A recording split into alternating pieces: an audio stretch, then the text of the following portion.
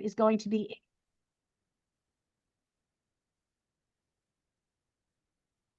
the next author we have is going to be Talia Corner. It's in person. She wrote The Boy with the Star Tattoo, and that will be June 27th at 2:30 p.m. So mark your calendars.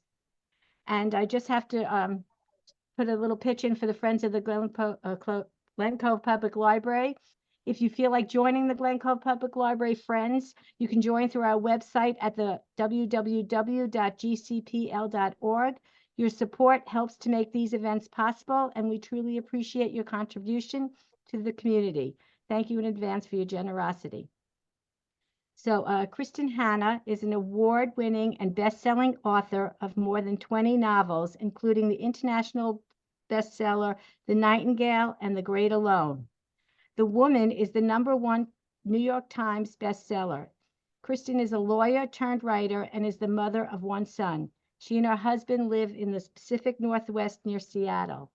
So I have to say, you were probably one of my all-time favorite authors.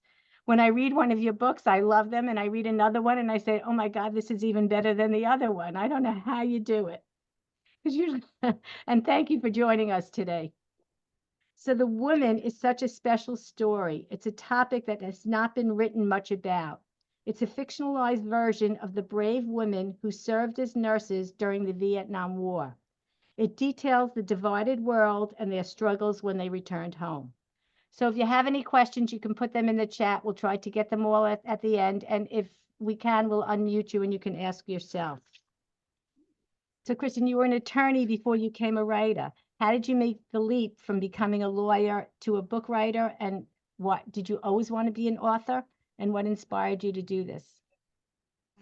Well, thank you very much for having me. It's great to see so many people here. I did not always want to be a writer. I, in fact, never really thought much about being a writer. My journey here was kind of a circuitous one.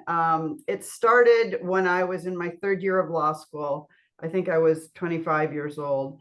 And my mother was dying of breast cancer. And so she was in the hospital, and every day after class, I would, go and sit and talk with her and, spend time with her.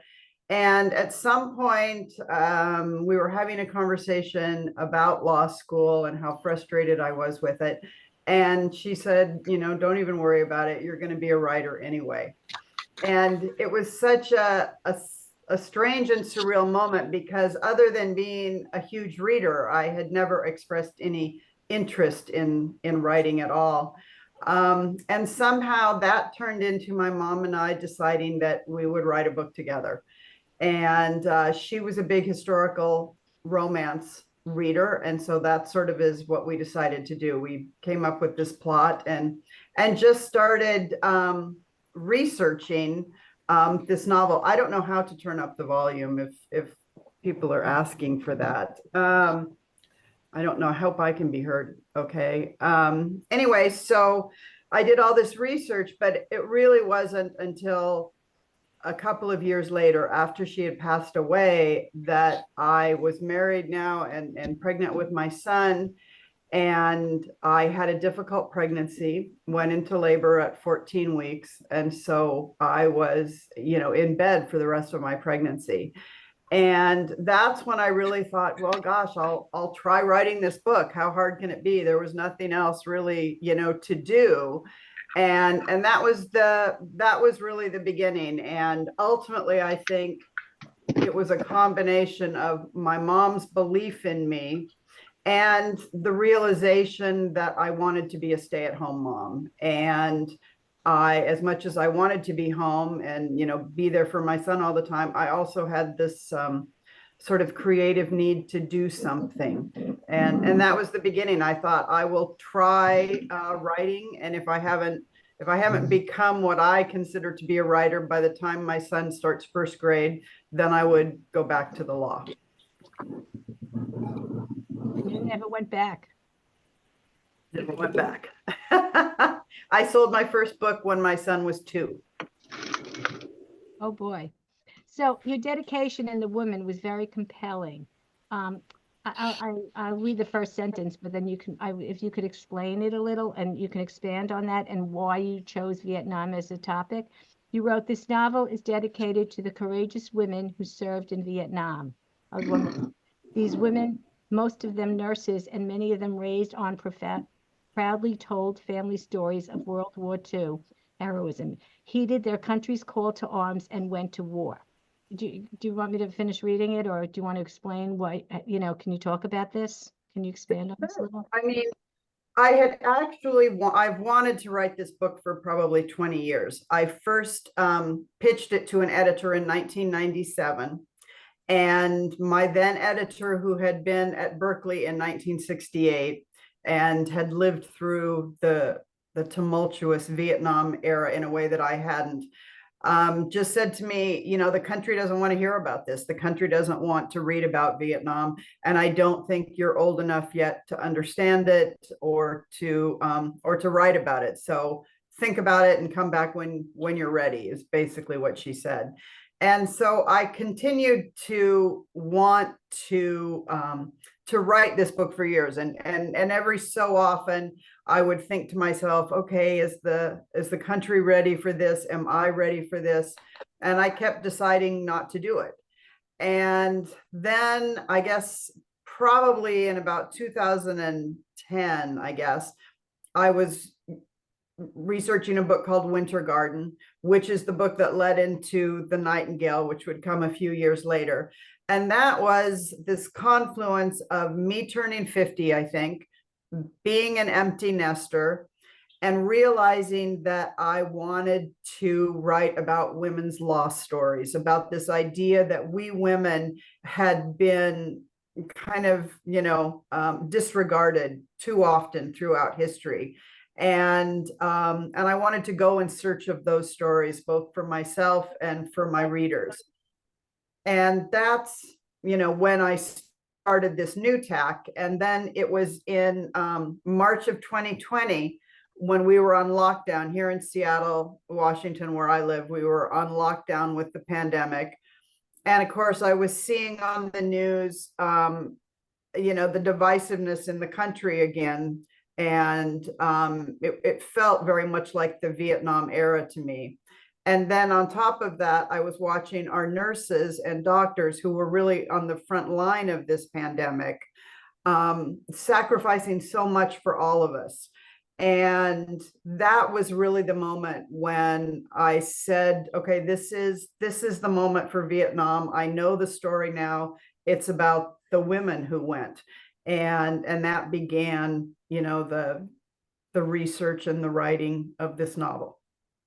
So you talk about the research. Your books are so well researched. Can you share about your research process? I know you wrote this book during COVID, so you didn't go over to Vietnam and do any research like that. I of course I wanted to go, but no, I couldn't. Like you said, I was really in lockdown, so I couldn't even, for the most part, go and interview people in person. And so I really had to do, old school, research-based, library-based, internet-based research, and try to, because I really wanted with this book to highlight the women, to shine a light on their service, but also to talk a bit about the era and the country and what it meant to be as divided as we were back then, and to sort of remind people that we overcame that and got on to, more even footing again. And so it's really this process, how the research works. I begin really broadly researching the whole era, the whole time period, what was going on socially, politically, what was, going on geographically. And then I start focusing in on what my story is going to be. I always knew it was going to be about the women who served. I didn't know when I started that it would be as much about coming home from war as it was about going to war. That was the piece of the research that surprised me. And people are asking, did I meet nurses? Yes. After I finished the first draft of this book, which is about 2 years into the process, I realized that of all of the books I've ever written, this one was the most in need of being read and vetted by the women who had been there. And so I found a woman named Diane Carlson Evans, who was an Army nurse who served in Pleiku. And when she came home, she became the founder of the Women's Vietnam Memorial.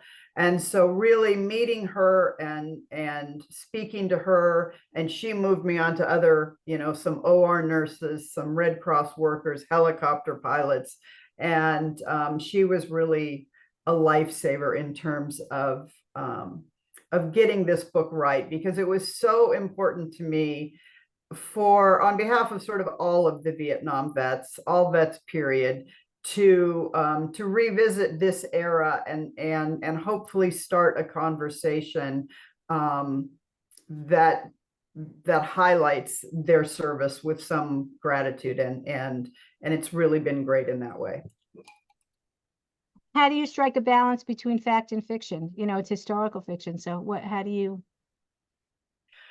Well, I try to be completely authentic, and truth and authenticity and factualness are all sort of shadings of something, because something can feel real but not be real, and vice versa. But what I'm really trying to do always is to take readers and put them in my character's life experience to create empathy. And so generally, if you start back from, say, Winter Garden on, very little happens in my books in terms of plot points or factual representations of something that are not from some memoir or some story, or it all has its basis in fact.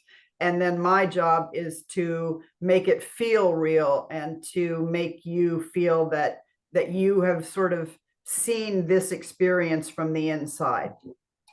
Yeah, when you talked about Frankie in the operating room, I mean, it was so detailed and graphic. Yeah, I mean, it was important to me, especially with in the MASH unit in this book. I mean, I know that the scenes there are very some of them are very difficult to read. They can be triggering, they're very visceral. And that was really intentional, because when these women came home, and many of them suffering from undiagnosed PTSD, and tried to get help, one of the things they commonly heard was, how can you have emotional trauma? You were not in combat. And so it was really important for me to say, at least from my perspective, my opinion, this is combat, whether you are carrying a gun or not. And it's important that women's roles during war are understood and respected as much as the men's. They weren't. I mean, when you talked about when Frankie went to the VA hospital and they turned her away, I mean, that was that's heartbreaking. Nobody, yeah, it was heartbreaking. And how was this possible? And nobody listened to her. Well, I heard when I met one of the Vietnam nurses said to me that when she came home, another Vietnam vet, a male, had said to her, there were no women in Vietnam. And she said, well, if you never saw a woman, you were lucky. It meant you were never in a hospital. And so it's important, I guess, to remember that, there are reasons, I guess, that they felt that invisible. So you mentioned in the author's note that the Vietnam War was recent history, and that you interviewed several men and women who served, and they helped shape the narrative. So what inspired you to get the character of Frankie? And then you talked about the friendships, the three friendships with the three girls. Can you talk about that a little? Yeah, well, Frankie really came, she's a fictional character, but she's based on a number of nurses who were over there, probably 10 of them. And, obviously the women who went there are are different from, one another. But there were certain characteristics that I felt were very common. And so, that's how Frankie comes from a very conservative religious background, because you're talking about women who were in high school, in the late 50s. And so that's a very different world than, the late 60s. And so a lot of them were fresh out of nursing school with very little experience. And like I point out in the section that you read, a lot of them came from, families that were the greatest generation, who were very proud of their service. And these women had been raised on, pride and duty and patriotism. And so I thought women like this were particularly unsuited to be dropped into a MASH unit at 21. And so that was, I thought, very dramatic. And that was, how the character of Frankie came about. And then with regard to the friendships in the book, I really think that friendship is the beating heart of this novel. It is really about these three women who are practically soulmates and who stay together and help each other and support each other for the whole of their lives through some very dark times on Frankie's part. And I felt like we're so used to seeing male camaraderie and the bond that creates among men at war. And so it was a really great opportunity to say, this is what can happen with women, and that these women who would not have been friends probably in any other way, became the three and the best friends for life. Yeah, I love the way you portrayed the strong female friendships. It was great. It's Thank good you. to have strong friendships. It's good in life. So Frankie's relationship with her father. He was proud that his son went off to the war, but then he didn't want her to go off to the war. That was. You want to expand on that or talk about the sexism there, or? It was a difficult thing, and it was hard for me because I loved Frankie so much. She became such a wonderful character and one of my favorites of all time. And so it was very hard to put her through some of these difficult situations.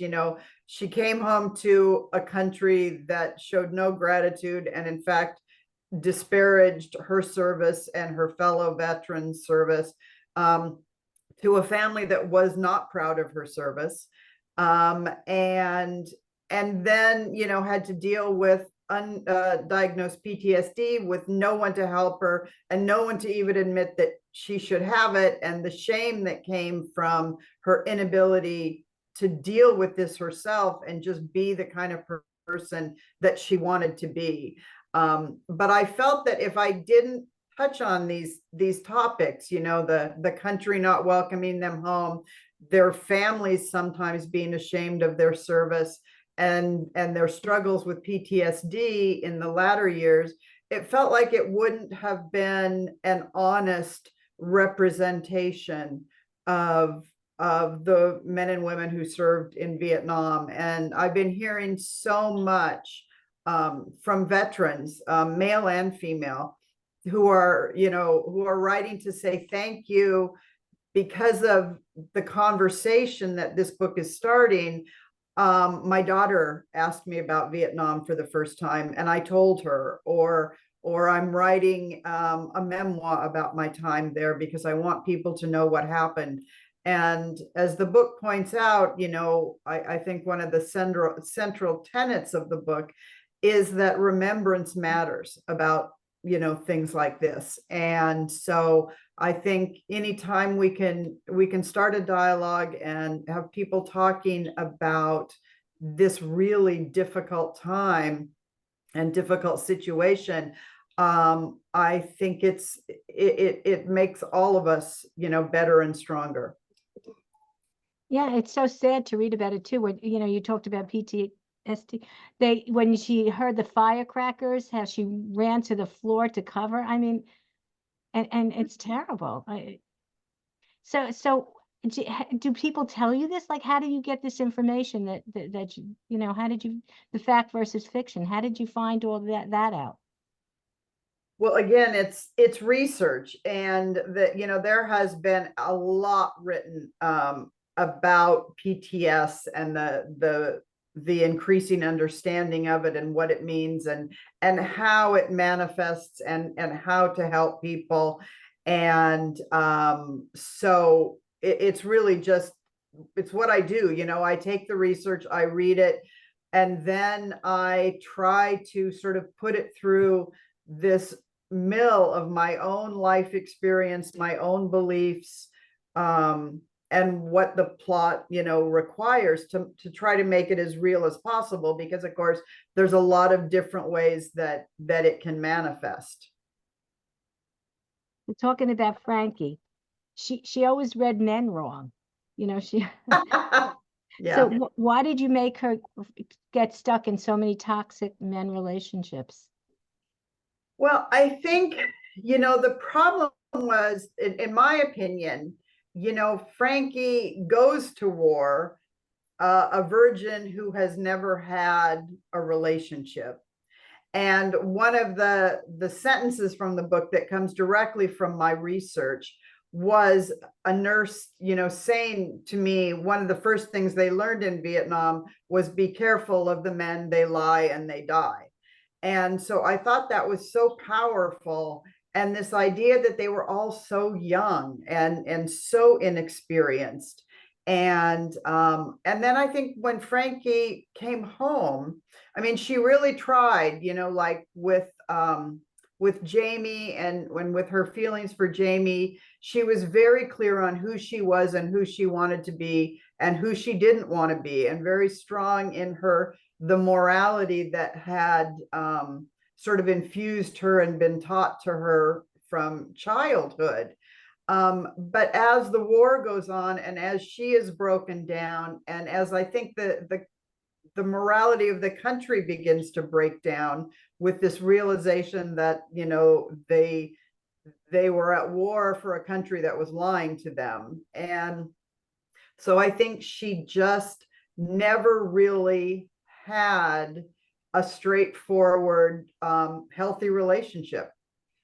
And ultimately, like I said before, the love story in this book is really the three women, and Frankie getting to the point where she's proud of herself, can stand on her own 2 feet, and has made herself happy without a man, without children, without the things that she felt she wasn't going to be able to have. Right. I was always rooting for her, though. So you wrote about many topics in the book, but one thing I don't think you addressed was like sexual harassment. And I'm sure that went on during that time period also. I mean, it wasn't talked about as much as it is talked about now, but I'm sure this was a concern at the time. Was it? Yes, I mean, and that was a choice on my part. It was certainly there. It was certainly there to be explored. I sort of feel that I left that topic for the next person who wanted to write about that. I mean, one of the biggest challenges in this book, with how big the story was and how sprawling and how much time and change I was, choosing to cover, I was very aware that I needed to pare down as much as I possibly could.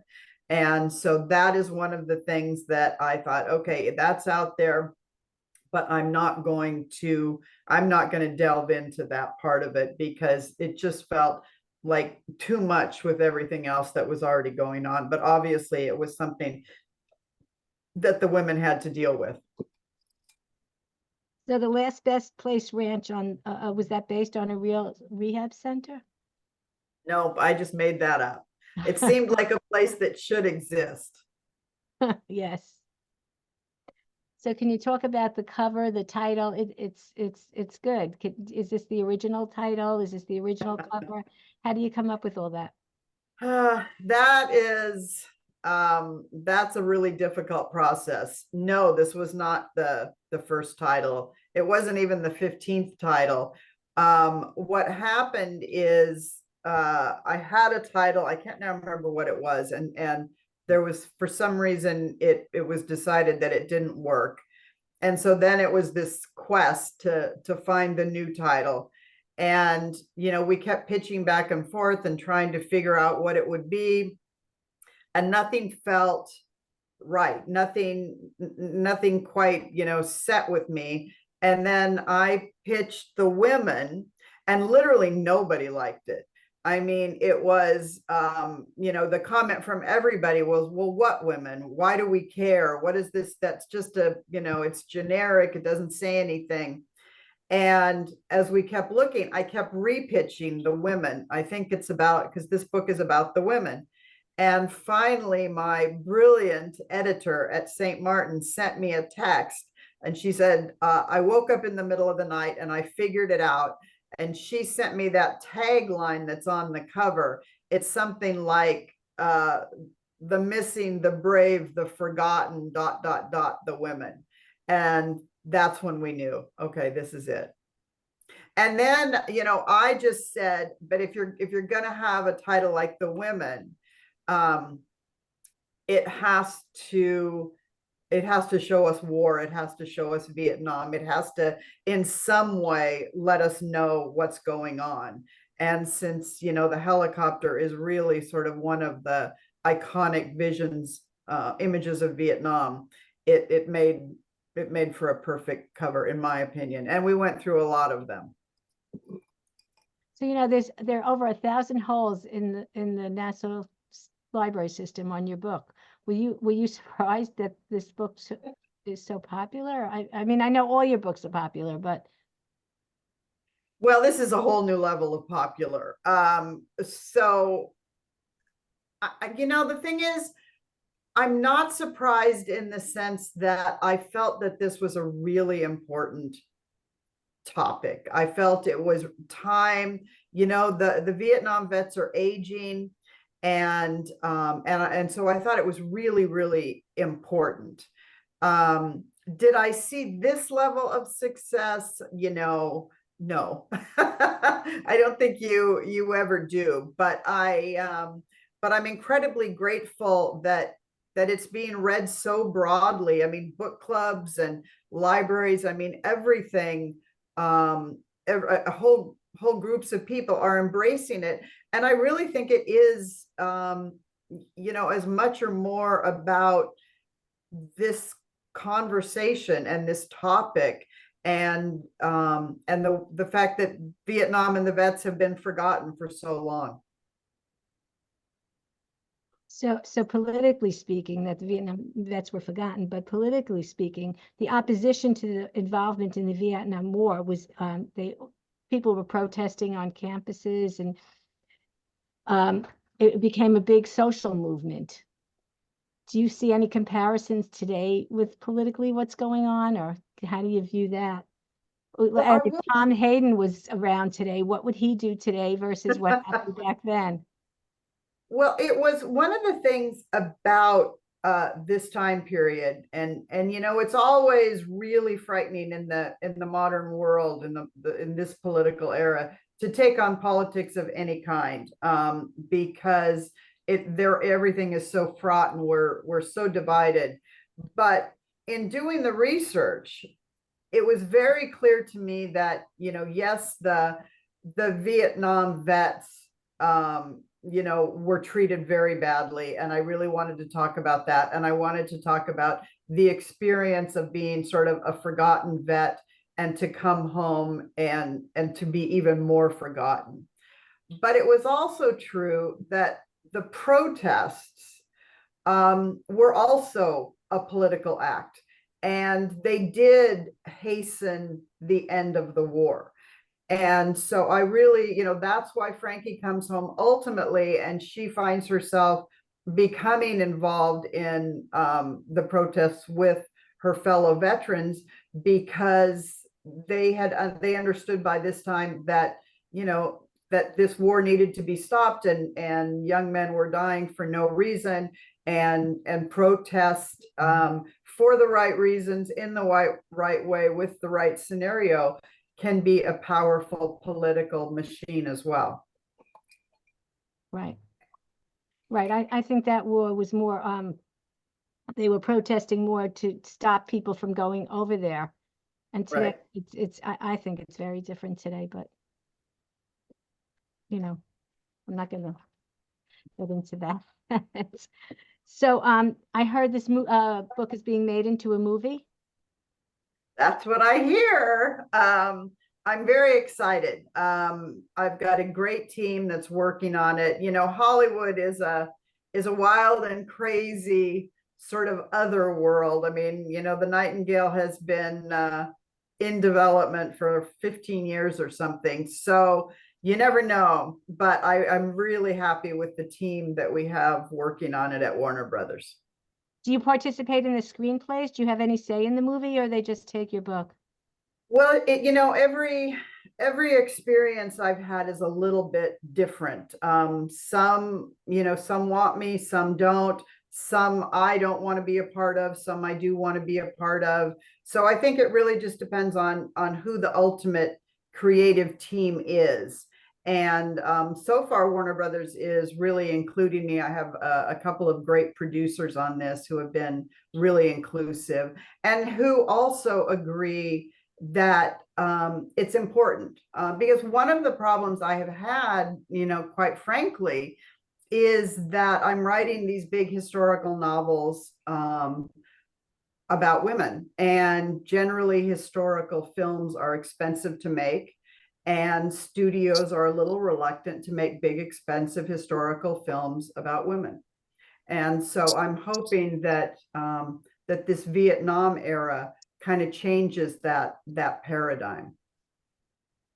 So is it a movie, or is it going to be a TV series? I believe a movie right now. And who would you like to see being played as Frankie, Bob, Jamie? You know, it's funny because when I'm writing these things, these novels, I guess, I'm completely in my head. And so I don't spend a lot of time thinking about what people actually look like, or looking, for example, for actresses that are that age.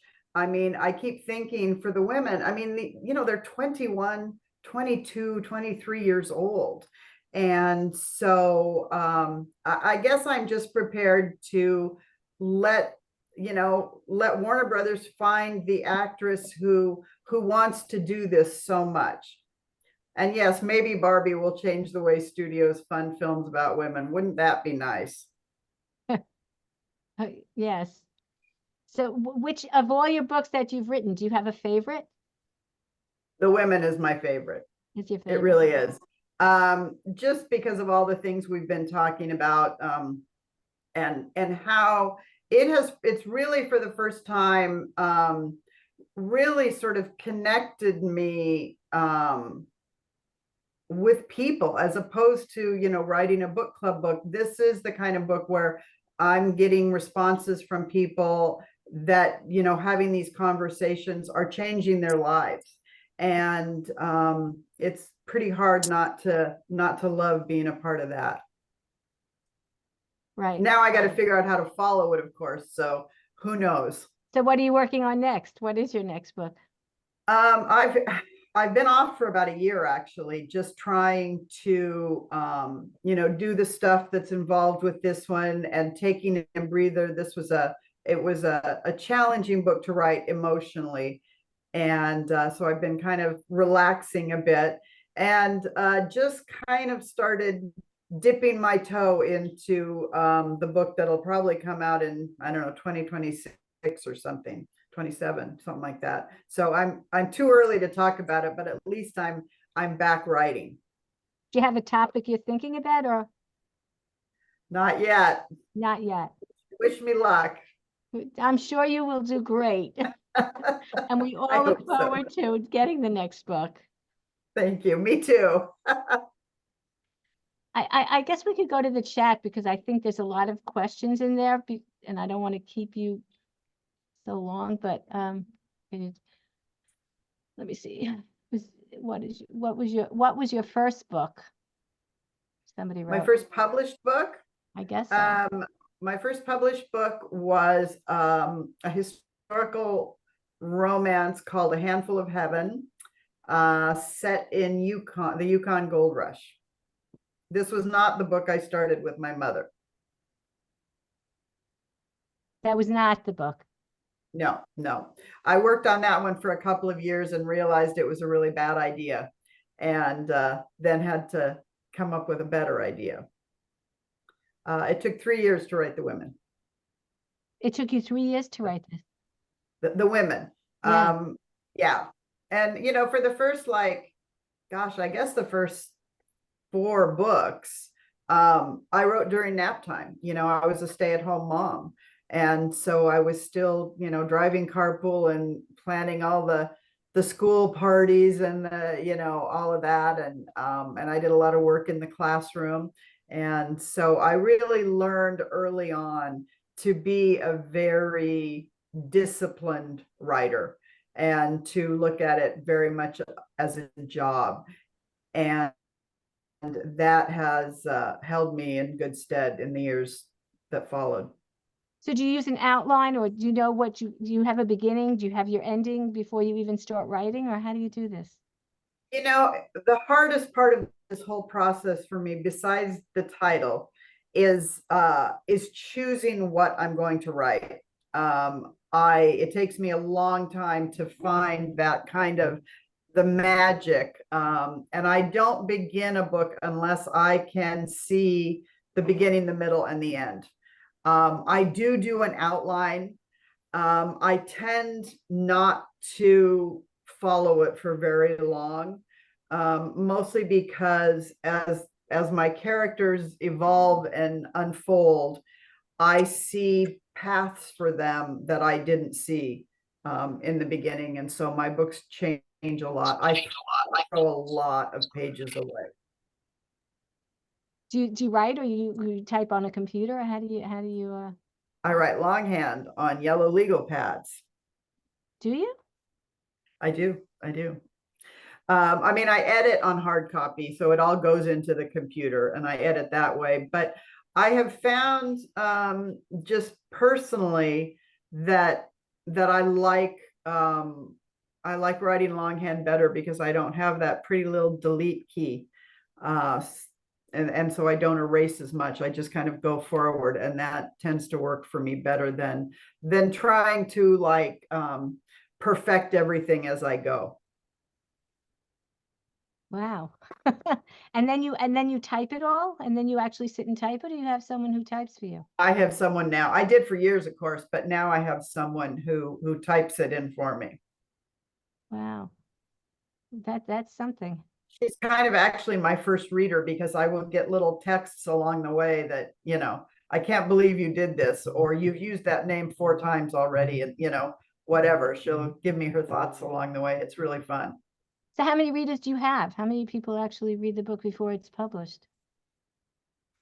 I have a core group of about 7, you know, and they read at various stages, and they read for various things. I have one, my best girlfriend, who is a historical novelist, Megan Chance. We first met when I was writing that book back from my mom. The first time I ever sort of left the house with my son when he was 6 months old, I went to this writers conference, and she was there, and we were both young, and we sort of became friends, and she's always my first reader. It's a great job. Did you personally know any of the nurses who were in Vietnam? I do now. I mean, I didn't when I wrote the book or when I started all of this, but I have several friends now that are, yeah. From after reading it. Yeah. Well, I was lucky enough, Diane Carlson Evans, the woman I talked to, invited me to Washington, D.C. last November for the 30th anniversary of the Women's Memorial. And so I met a lot of nurses there, and it was really something. If you're interested, on my Instagram page, I have some pictures of the women at their memorial. And so I kept in touch with a lot of them. Very good. That's remarkable. So Lynn Roth wrote, have you seen the play In Her Footsteps? I never heard of that. Have you seen that? No. It's about the women who served in the Vietnam War during the war. Oh, I never heard of them. I haven't either. No, I never met an actual nurse named Frankie, Lori. We talked about this. Do you speak to? We talked about that. What book did you begin writing with your mom? And did you finish it? But you said you didn't. I finished it, and it's in a box in my office on the old dot matrix printer paper with a sign that says, "Do not publish ever, even after my death." But I finished it and I have it. It's terrible. Will you ever get it published? You're not interested. No. I would haunt my son if he published it. So someone wrote, what do you think during the recent campus unrest over the Palestinian crisis? How do you connect it with the protest of young people during the Vietnam? We touched on that a little. Yeah, I think we already talked about that. How do you arrive at your character names? You sort of said that. Well, names are, that's part of the alchemy. I find that that the names have to be right or I can't go forward. In fact, I really, on this book, pushed back against the name of Frankie, because when I started it, 3 or 4 years ago, it felt like kind of an unusual name. And it seemed like by the time I was finishing the book, like, there were a lot of Frankies everywhere. And I tried to change it, but I just couldn't make it work. She was just Frankie. Is there a real place where women in combat went for rehab when they returned to the U.S.? Oh, that's a good question. When they returned from war, no, I don't think so.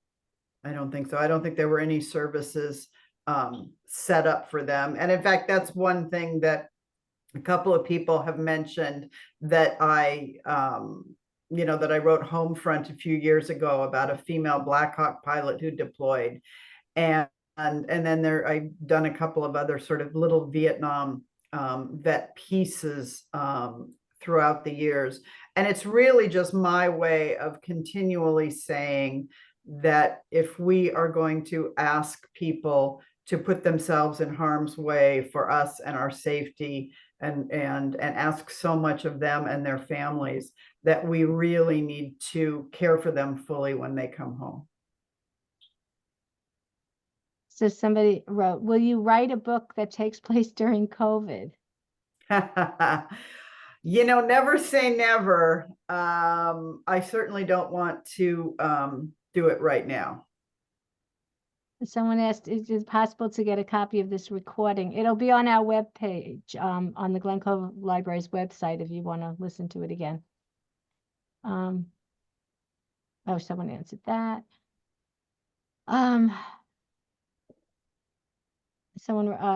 Janice Simon wrote, I love the way Kristin makes us feel, and as I was there in Vietnam or out west during the Dust Bowl, I learned so much from your book's history. I agree. Thank you. Henry was a psychologist and was living with Frankie. Why did he not realize and deal with her PTSD, especially because he and Frankie's mother were organizing a special fundraiser for PTSD? Yeah, I think he tried to. I think he was aware of her issues. And you got to remember that this was also when, understanding and treatment was evolving.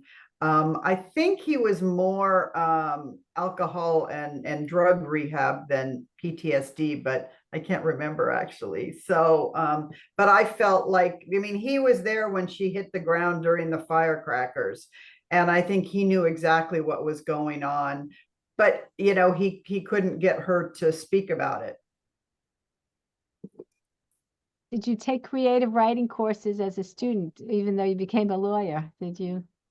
I did not. I signed up in college for one creative writing class, and they said we would have to read our work aloud, and that was it. I was like, you know, I did not want to stand in front of the class and read my work out loud. And in fact, I still have a very difficult time with that, and have finally gotten to the point where I simply say I don't read. I can't stand it. I want to rewrite it the minute I start reading it. Do you have a favorite book that you have read recently? Oh, that I've read recently. What have I read recently? I just finished Harlan Coben's Think Twice, which I thought was wonderful. He's a great fun guy. Just looking, I've got, like, if you could see around me, my whole office here is just piles and piles and piles of books that I'm looking forward to reading. I'm just looking at more questions. Hold on, I'm taking a break. What special book? Thank you all for all your books. How long did it take you to write this book? You said it. How long did it take you to write? You wrote that. I think, do you ever speak at book clubs? What does your son, yeah, what does your son think of your books? Has he read them all? Well, he is now an aspiring writer. Oh, wow. And I now understand exactly why it was my mother said to me all those years ago, you're going to be a writer, because it's exactly the same thing I said to my son, who is now a stay-at-home dad. And so I think he's gone from, in his youth, you know, like in when he was in middle school, let's say, and people started the girls in his class started reading some of my books, and he was used to me and my friend Megan, and all of our girlfriends. We were all writers. So I think in the early days he thought, well, my mom's a writer, but anyone can do that. I mean, you know, how hard can it be if my mom can do it? And so, you know, now he's 35 and he knows exactly how hard it is. But I think he's also learned from me and my circle of friends that it's a job, and to take it seriously and to commit to it, and to you know, work hard. And I'm really proud of him, because he's really putting the time in, and that is incredibly hard when, you know, you're busy raising a young family. No, he's not yet published, Lori, but fingers crossed. And so Susan Rutland wrote, so many people died in Vietnam. Now it's a tourist destination that everybody wants to go to. That's so true. How do you feel about that? I don't really have an opinion on that. I do know that I would like to see Vietnam, and there's a lot of, they have a lot of sort of war memorial things to do over there, that I would love to do. Yes, I'd love to go there too and see it. Oh, this is a good question. Any suggestions for aspiring writers of a more advanced age? I love that question. Yes. I mean, I think, and I hear this all the time, it's never too late. I mean, you look at two of the biggest books of the last, like, you know, decade are Delia Owens, who published her first book, Where the Crawdads Sing, I think at 72, and Bonnie Garmus, you know, with Lessons in Chemistry. I just think that writing is a thing that you can do at any age, that you can start at any age, and you just simply doing it, just simply making the commitment and writing, and whether it's journaling or a novel or a memoir or nonfiction, it really teaches you something important about yourself and the world. And so I say, you know, make that hard turn from an aspiring writer to a working writer. And don't let success be defined by other people. Don't let getting published or hitting a list or selling a certain number of books be how you define success for yourself. Define it on your own terms by doing the work and learning to write, telling stories. Was it hard to get a publisher when you first started doing this? Was that a difficult thing to do? I think it's always hard. I think it's always hard to be published. You know, now of course you can publish yourself because there's a lot, you know, but when I started, you really had to go the traditional route, and yeah, it was hard. It took years, and it takes a lot of submissions, and you get told no over and over and over again. And somehow you know, you have to find the strength to take that criticism, to learn from it, but not be undone by it, and to continue going forward. Well, thank you. I don't know if anybody has any more questions, but thank you. This was terrific. This was great. Thank you so much. Thank you. I'm telling you, I haven't had so many people sign up for an author ever. Well, thank you. Well, I love you guys too. And thank you so much for reading the women. I'm sorry your list is so long to wait for it, but hopefully it'll be worth the wait. Yeah, it is. I recommend it to everybody. Well, thank you. Thank you guys so much. It Thank was you so wonderful. much. Thank you. Love your Thank you. books. Thank you very much. Thank you. Kristin. Thanks, guys. Thank you. And we Bye. look forward to your next Thank book. you, Kristin. Keep it up. Keep it up. I'll see you guys